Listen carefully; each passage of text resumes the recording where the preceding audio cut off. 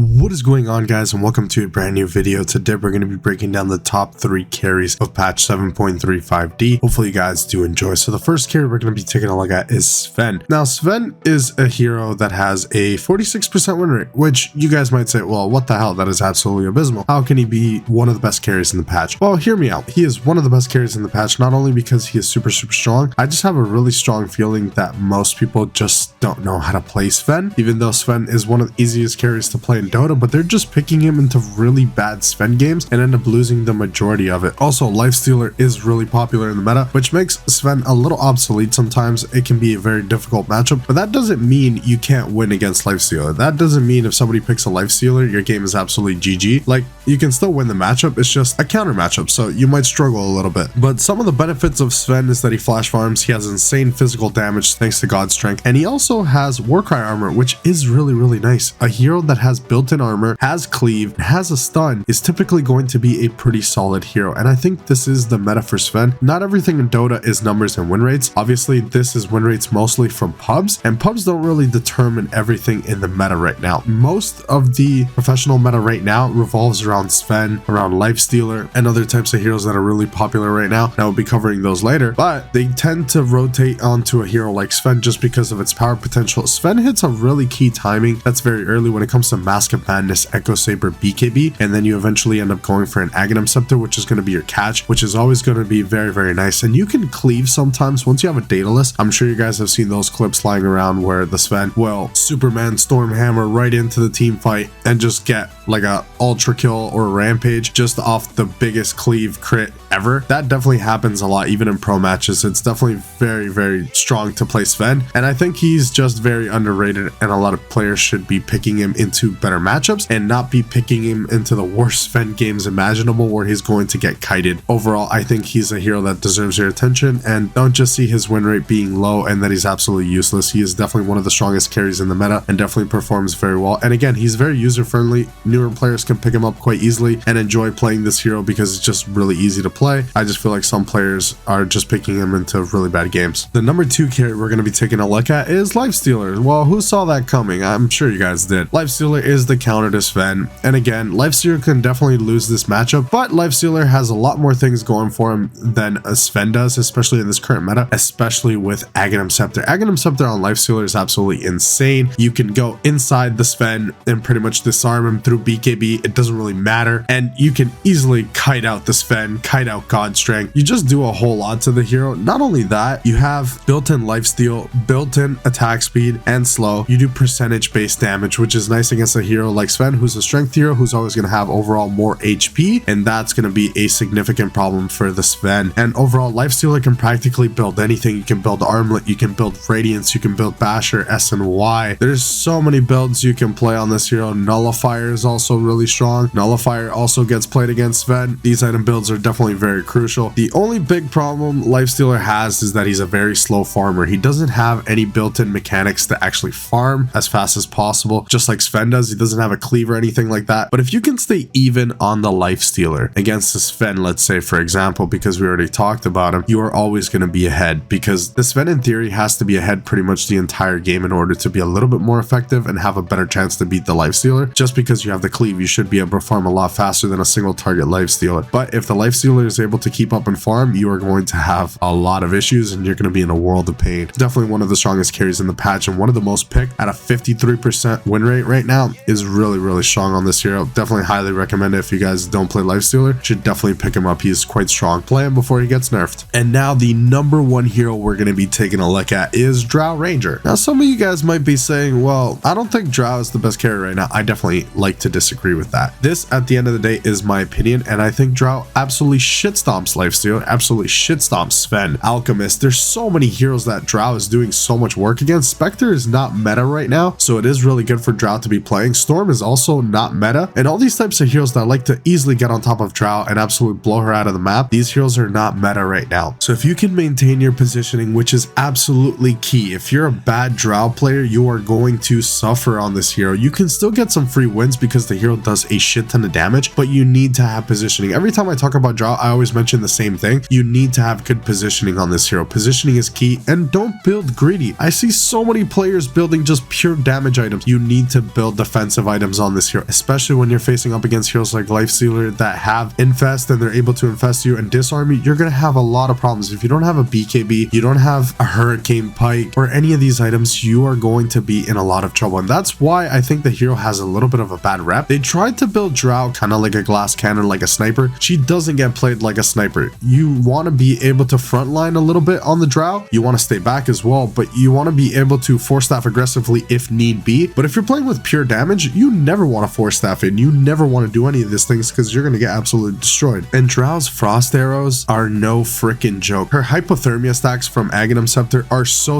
nice against heroes like Morphling, Lifestealer, Alchemist, Sven. All these lifesteal heroes have such a big problem against the drow. Her Aghanim Scepter is honestly one of the strongest in the game in my opinion, and a definitely must have in this meta. You should always play Aghanim Scepter pretty much right after Dragonlance. You should build it. A lot of players tend to skip it sometimes, and I definitely don't agree with that. I think it is the wrong play. Even if you're not playing against heavy regen heroes, you still get a ton of value from the hypothermia stacks, and once you kill a target, that explosion definitely does a little bit of damage, and it is pretty decent. And then you also have marksmanship. It ignores base armor. That is absolutely insane. So when you're hitting a lifestealer that doesn't have an AC, they're going to get absolutely obliterated. And for that lifestealer to walk up and actually threaten to do anything to you, unless he has like a blink dagger, which isn't a typical build on lifestealer, they're gonna have so many issues on taking care of a drow ranger. You're also really amazing at high ground. You have your glacier, which is always going to be nice for the high ground, and you're overall going to do a lot of work to these two heroes. In my opinion, she is definitely the best carry in the patch. You just need to keep in mind your position and don't be scared to fight early on drow. Drow is super